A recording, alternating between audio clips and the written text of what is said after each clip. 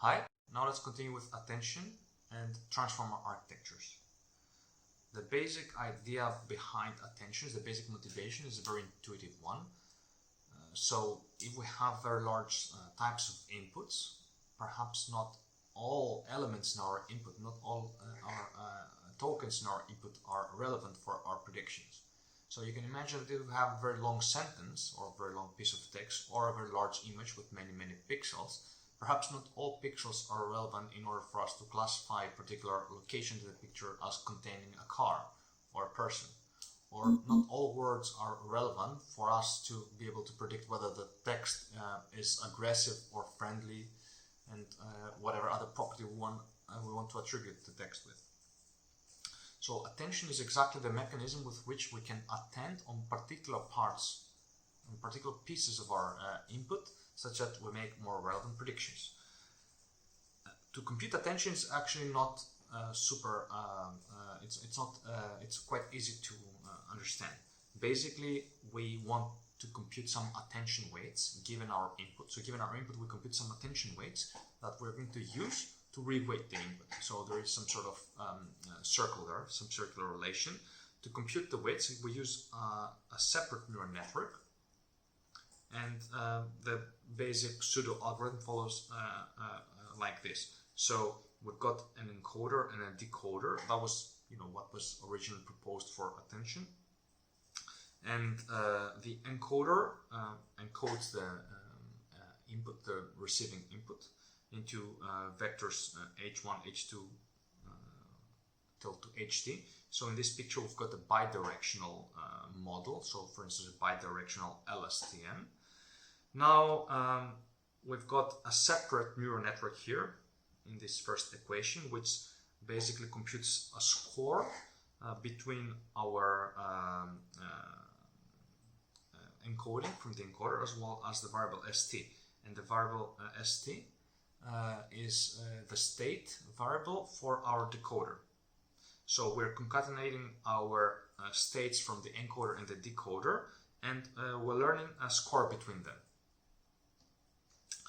After that, we normalize these scores with softmax so that they sum up to 1. We want our attention to be resembling a probability, so how likely is this input to be relevant for that output.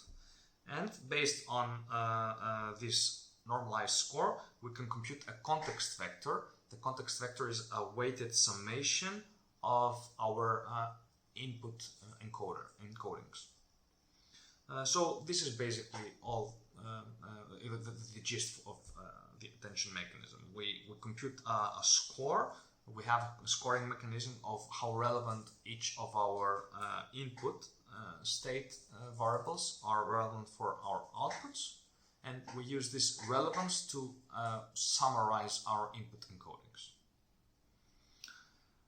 Now, based on attention, self-attention was proposed. Basically, the idea is to use the input variables alone as a way to find or to weigh their importance for the task at hand. So if our input variables are xi and xj, we basically can compute a weight matrix wij for all possible pairs. And then for what we are doing in fact is we're taking the input vectors x1, x2, x3, x4, and we're generating let's say an updated version of the input vector. So x1 corresponds to y1, x2 corresponds to y2, x3 corresponds to x3, y3, and so on. And the way that we are obtaining these updated inputs is by reweighing them using self-attention. And self-attention is basically another way of doing attention. However, now without necessarily having a separate neural network, simply by computing the similarity between the input vector and all other input vectors. So we compute the weight based on the context this time, and we have no parameters, right? Because these weights are computed per input sequence. Effectively, this is an operation on sets, as in after if we reshuffle our xi and xj, these weights would be exactly identical. Nothing would change, right? So you could say that this operation is permutation equivariant. To add some more flexibility, this operation doesn't really have parameters. Maybe some extra parameters could make things better. Queries, keys, and values were proposed. Basically, these are linear transformations on our inputs. So we take xi and we transform it with weight matrices q, k, and v, so queries, keys, and values, such that we change a bit the equations here accordingly. So the output vector is again a weighted summation of now value vectors, and these value vectors are computed from these guys here, right? And then the weights are computed from these equations over here. So using again self-attention, but now the self-attention relies on queries on the query variables. As the softmax and the self-attention operation might be sensitive to large inputs, so when we increase the dimensionality of our vectors, that can have an adverse effect. What we can do is normalize by the number of dimensions here, or a function of the number of dimensions. For instance, we can take the square root of the number of dimensions, as it basically corresponds to the average increase in the expected value of a vector once we increase its number of dimensions accordingly. Another modification is to add multi-head attention. So basically we can replace weight vectors with weight matrices and treat each of the rows in the matrix, or it could be columns, depends on how you model it, row-wise or column-wise. So each of them would be a separate attention head. That's how it's called. And this is good. The intuition when this is good is when our inputs might have multiple interpretations, right? So for instance, one word might mean different things depending on the context, or it might be differently important given the context. So in that case, you can think of it roughly or intuitively as having one different attention per interpretation of our input. Transformers is basically an architecture that relies a lot on self-attention. So it is a stackable architecture with blocks containing this self-attention and MLPs. So first we have a self-attention to find the importance, the relative importance of the inputs to themselves. Then there is a layer normalization and some MLPs to basically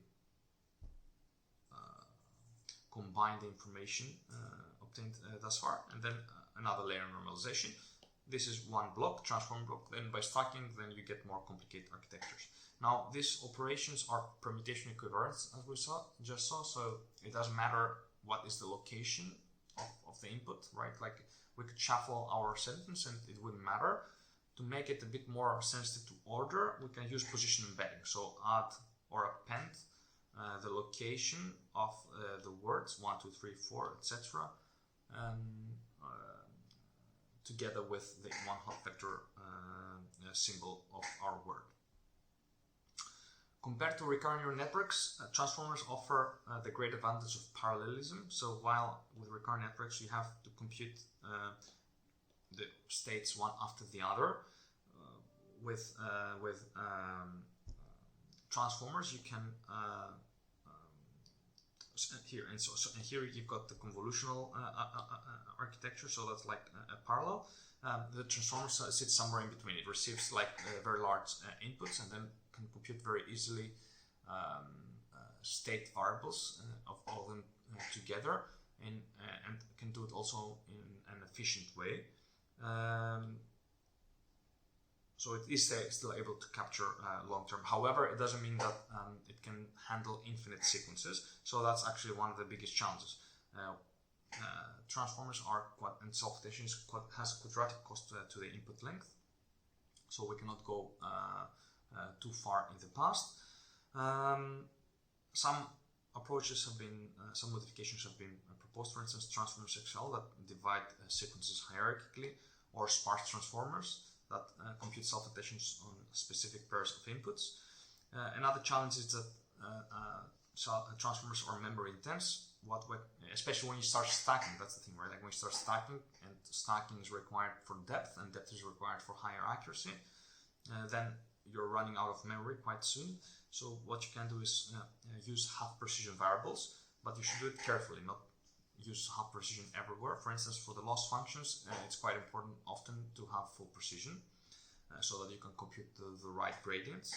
You can also do gradient accumulation or gradient checkpointing. And on transformers and self-attention, I am adding a nice blog here that I used for these slides. It's very descriptive. Thank you.